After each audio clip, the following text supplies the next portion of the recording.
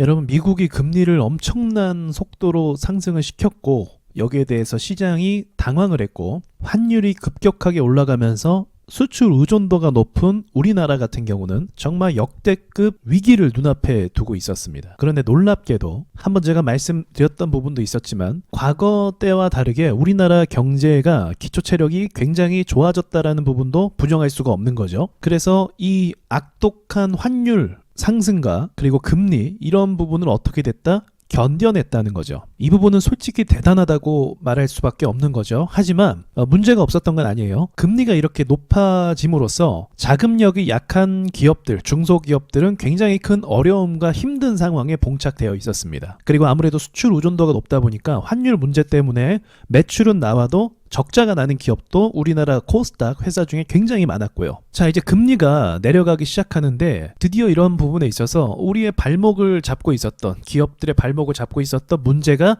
해소가 된다는 거죠. 그리고 내수시장 소비도 물가가 비싸다 이렇게 말하지만 그것도 맞는 말이지만 금리 문제가 제일 커요. 그러니까 우리나라 같은 경우는 가계대출이 문제잖아요. 가계대출 비율이 계속적으로 상승하고 있죠. 부동산 값이 오르니까 어쩔 수 없는 거죠. 그럼 부동산 값이 오르는데 금리까지 올라버려. 내야 될 이자가 100만 원에서 200만 원까지 뛴 경우가 생긴 거예요. 그렇게 되면 당연히 내수시장에 소비가 이루어지기 힘들어지는 거죠. 당장 사용해야 될 지출부터 줄이게 되는 거고, 예를 들면 뭐 넷플릭스를 해지한다든지 외식을 줄인다든지 뭐 나가서 영화를 안 본다든지 이런 식으로 하는 거예요. 그러니까 내수시장의 문제도 금리를 통해서 비롯됐다고 볼 수가 있는 거죠. 주식은 어떤 주식이 보통 올랐습니까? 대형주 위주로 좀 올랐었죠. 환율 수혜주라고 할 수 있을까요? 현대차 같은 경우도 이제 북미 시장에 차를 파는데 환율이 올라버린 거예요. 그러니까 차값이 자연스럽게 올라가서 거기에 대한 이익을 많이 챙길 수가 있는 구조가 됐었죠. 그래서 환율이 오르면서 환율 수혜주가 또 발생을 하게 됐고요. 그래서 그런 회사 같은 경우는 주가가 나름대로, 전 엄청 올랐다고 생각하지는 않지만 나름대로 잘 올랐다라고 봅니다. 그러나 앞서 말했던 이런 회사들은 어때요? 엔터 쪽 회사들 주가 같은 경우는 영업이익과 매출이 나오지 않으니까 주가가 곤두박질 치는 이런 상황으로 만들어졌던 거죠. 그런데 이제 금리 문제가 해소가 되면 이런 부분에 있어서도 해소가 될 수 있다는 가능성이 열리는 거예요. 자, 그런데 또 한 가지 문제가 있죠. 그건 뭐예요? 고점론입니다. 미국 시장의 고점론이죠. 반도체 고점.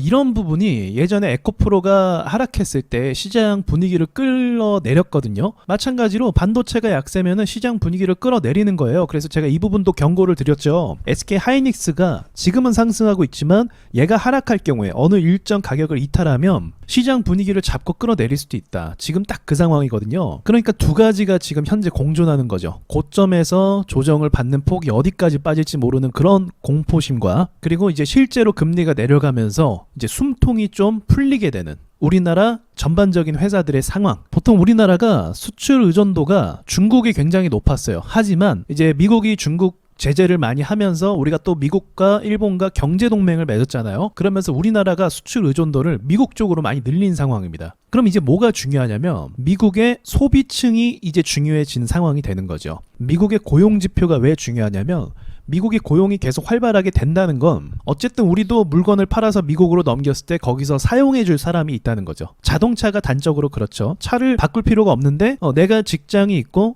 괜찮은 차가 나오면 차를 바꿔볼 생각도 할 수 있는 거예요. 그런데 일자리가 좀 불안하고 내가 돈이 좀 없고 그러면 차를 바꿀 생각을 할 수가 없는 거죠. 그래서 지금 중요한 지표 중에 하나가 저는 미국의 고용지표 그리고 소비지표 이런 쪽이 굉장히 중요하다고 생각을 합니다. 그런데 이런 쪽에서 나름대로 방어를 만약 해준다면 그러면 커다란 위기가 없이 그냥 무난하게 지나갈 가능성도 전 있다라고 봐요. 중요한 건 이런 상황이 이제 머지 않았어요. 9월이 됐고 주식은 보통 선반영을 하니까 빠르면 지금부터 또는 올해 말 정도부터 이런 상황이 실제로 연결이 돼서 증시에 어떤 반응이 발생할 수도 있거든요. 저의 견해를 물어보신다면 저도 고민을 많이 하고 이것저것 많이 분석해서 봤는데 일단은 우리나라 증시 지금 보시는 이 차트만 해도 너무 많은 하락을 거듭해서 내려가게 됐습니다. 저는 이 정도 하락을 했다면 어떠한 위기가 발생했을 때 일시적으로 빠질 수 있지만 저는 뺄 거는 다 뺐다고 생각을 해요. 그래서 대기업들이 뭐 문을 닫고 뭐 부도가 나고 그런 상황이 아닌 이상 저는 다시 반등이 나와서 상승을 줄 자리라고 생각을 합니다. 지금 단적으로 보는 화일약품 같은 경우도 거의 1년, 2년, 3년 이상을 하락으로만 갔었거든요.